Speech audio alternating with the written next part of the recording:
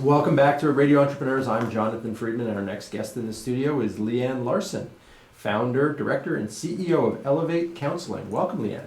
Hi, thanks for having me. That's a mouthful. It's great to have you on Radio Entrepreneurs. Why don't you tell our listeners a little bit about your practice and what it is that you do? Sure. Well, I am first and foremost a licensed mental health counselor, and I own a group practice with 3 locations in southeastern Massachusetts. Our home office is in Southeaston, and we have 2 satellites, one in Bellingham, Massachusetts, and one in South Middleborough, Mass. We have 22 therapists, and we see children as young as 3.5 years old, all the way, our clients go all the way into retirement. Wonderful. So covering a broad spectrum of issues, I would imagine, and you're covering a pretty good geography there, and Yes. 22 therapists. That's a pretty sizable group. And counting. And counting. So when did you found the firm?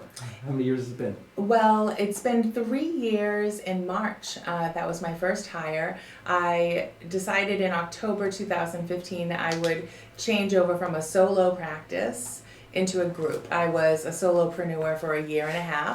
And I didn't feel very comfortable with that in behavioral health practice. It's, I think, important to have colleagues to bounce ideas off of. I felt it wasn't great self-care for me or my clients. So that was a short stint, and I decided to start a group. So fascinating. You're taking sort of the approach of it will help my professional practice by having colleagues, so I'm going to become an entrepreneur. Yeah, pretty much. As opposed to a solopreneur. Yeah, so taking on a couple of additional challenges and probably listening to your own advice along the way. Yes, well, it was funny. I really thought I was just going to get a couple of colleagues to come alongside of me. I had no idea that I would be good at what I do in terms of leadership, that I would have something to offer employees, and that I got a kick out of it. So I really enjoy the process. That's fabulous. So tell us a little bit about the process and who your typical, or I don't know if there's a profile of a client. It's pretty broad, it sounds like, but tell our listeners a little bit about how to identify who's a good candidate for what it is that you do, and what are the types of services that you provide. Yeah. Well, I think what's happened is counseling's been destigmatized.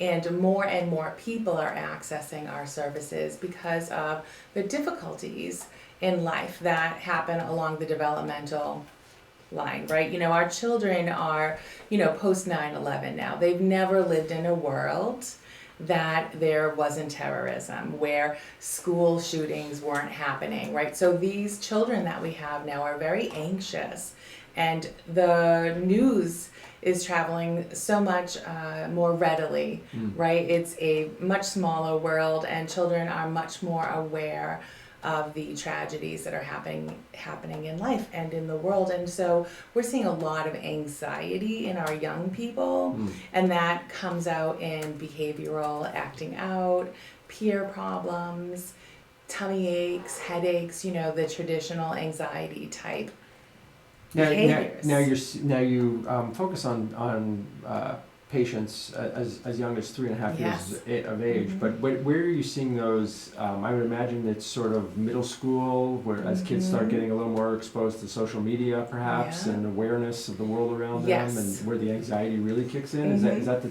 prototypical area where you see it? Yeah, so we do social pressure and all those types of things that come along with being a teenager. Yes, I would say that the problems change, right, through each developmental stage of life, right? So you're going to get more of the peer pressure, the body dysmorphia, the not being able to live up to expectations, or believing that you're supposed to be something other than what you organically and authentically are. So a lot of the work that we do with our young girls and women, and to some extent our boys, right, is to say, listen, you be you, right? Internal locus of control.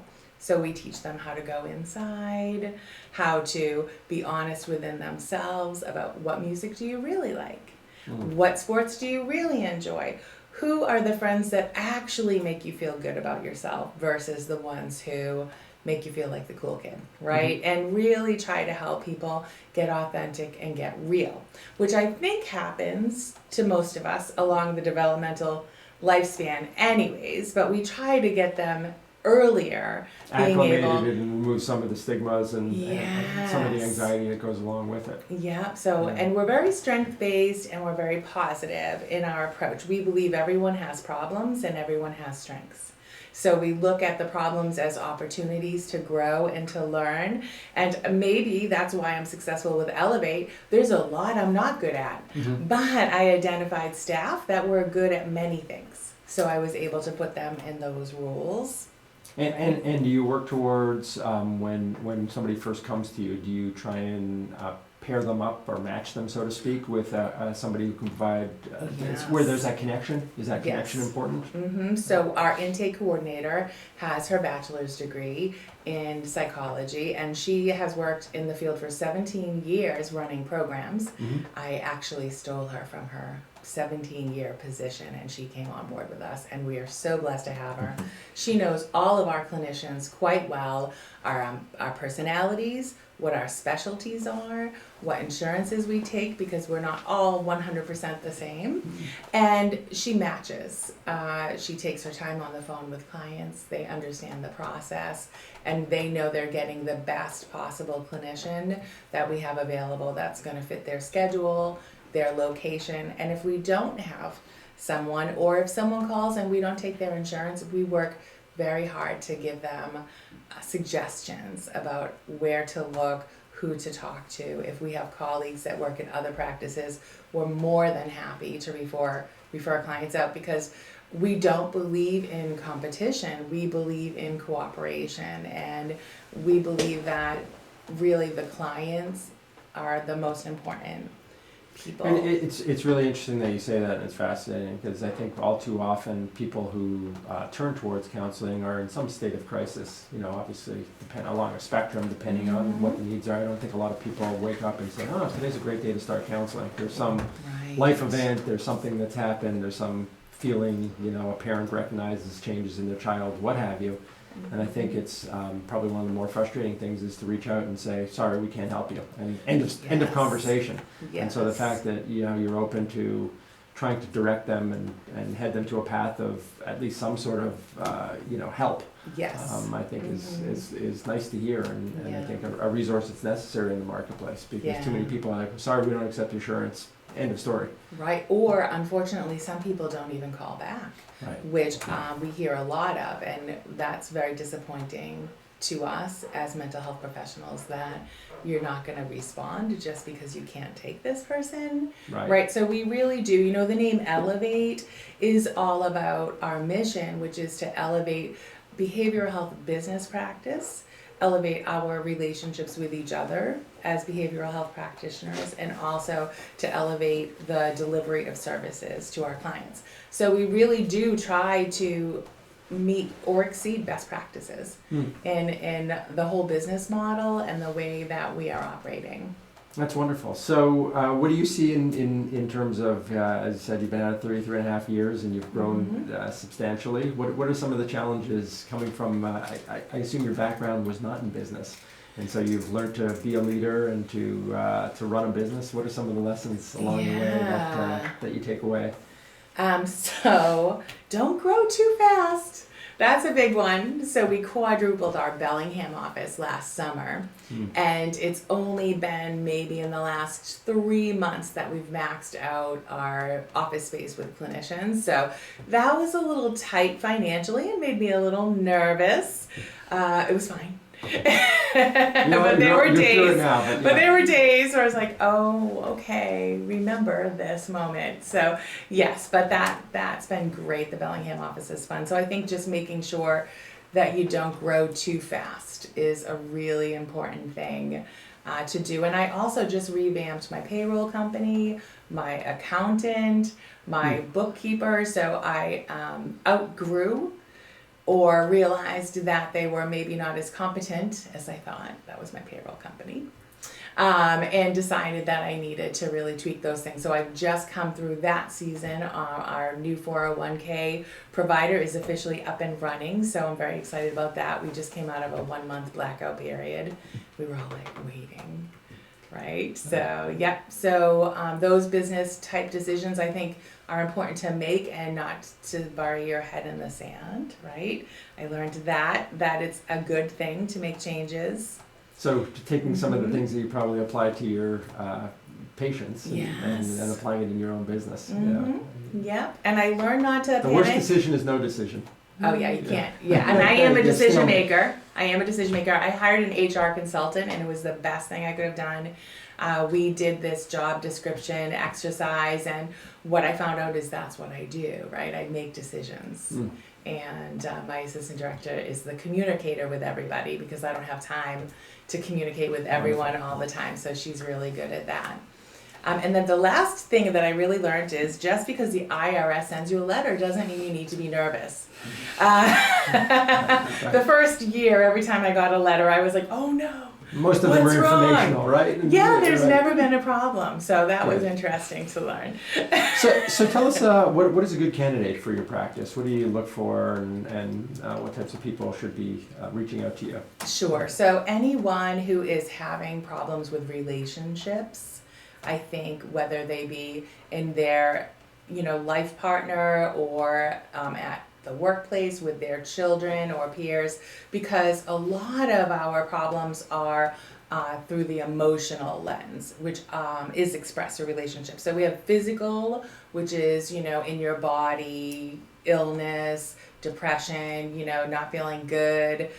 Emotional is expressed through relationship. Mental is your thought life, racing thoughts, intrusive thoughts, not feeling good about yourself, low self-esteem, and then the spiritual, which I like to think of as the creative process, right? So flow state. So if any of those areas of your life you're really bogged down or not feeling well, physical, emotional, mental, or spiritual, counseling can really help because it can help you identify your barriers to feeling good about your life, feeling good about your relationships. If you feel stuck, you're in a rut, or you're actually feeling depression or anxiety, or you've just had a big loss. I personally do grief and loss counseling, addiction treatment, and trauma. Those are my biggies. I also do counseling for couples. But many people benefit from coming in, even if it's not a big life upheaval, right? It just might be a transition. Right, getting perspective, getting somebody to provide, guidance in terms of how to sometimes remove those thoughts. Or sometimes a big life decision. Our most stressed out people tend to be seniors in high school. Everyone talks about, they're a senior, good for them, but there's so many pressures on writing essays for colleges, or if they don't want to go to college, what do they want to do? Having to go work full time, or leaving friends, right? Or things aren't great at home and they don't want to leave because they're worried about mom and dad. So many things. Right. So, but even changes like that, which would and seem perception good. of what they should be doing versus what they really want to be doing. Yes. Yeah. Well, that's really what counselors are doing. They're helping people change their perception Of self. of everything, right? Yeah. Self and the world, changing meaning making, as we like to call it. So, and really how it works is you go into the counseling room, and the number one thing is you have to have a great relationship with your counselor. You have to trust them, believe that they know what they're talking about, feel that the feedback they're giving or what they're reflecting back that you're saying is accurate, and oh yes, this person understands me, they understand how I communicate, they communicate back well. If that's in place, then whatever you do in that space you take home with you, right? You think about it, you change how the way you respond to people, places, or things. There may be homework, journaling or meditating or exercise or whatnot. It needs to be active. You can't be a Yes. passive participant and be effective in counseling. Yeah. But if you've got a nice rapport with your counselor and you take action based on what happened in that room, you're going to get benefit. Yeah. Fascinating. And medication, is that something that you refer out, or you work with partners to assess people that might need medication? Yes. So we do refer to people in the community. So we have psychiatrists and nurse practitioners, and we also have some hospitals that will take referrals from us that have outpatient clinics that like treat children, for example, or teens. A lot of our clients are not needing like a psychiatrist. Oftentimes a primary care physician will do, and the medication is a pretty basic medication for depression or anxiety that's not habit forming or anything like that. Right. Get people through a difficult time, short term, relatively short term. Yeah, but we do have prescribers that are psychiatrists that we work with as well. We do take some hospital referrals, but the majority of our clients come to us from their primary cares, pediatricians, schools, churches, all that. Well, it sounds like you're doing some great work, and congratulations on surpassing the 3-year, one of the first benchmarks, and sounds like you're well on your way to successful growth, and we wish you continued success. If people want to get in touch with you or one of your locations, what's the best way for them to reach out to you? Sure. So our intake phone number is 508-202-1811, extension 1.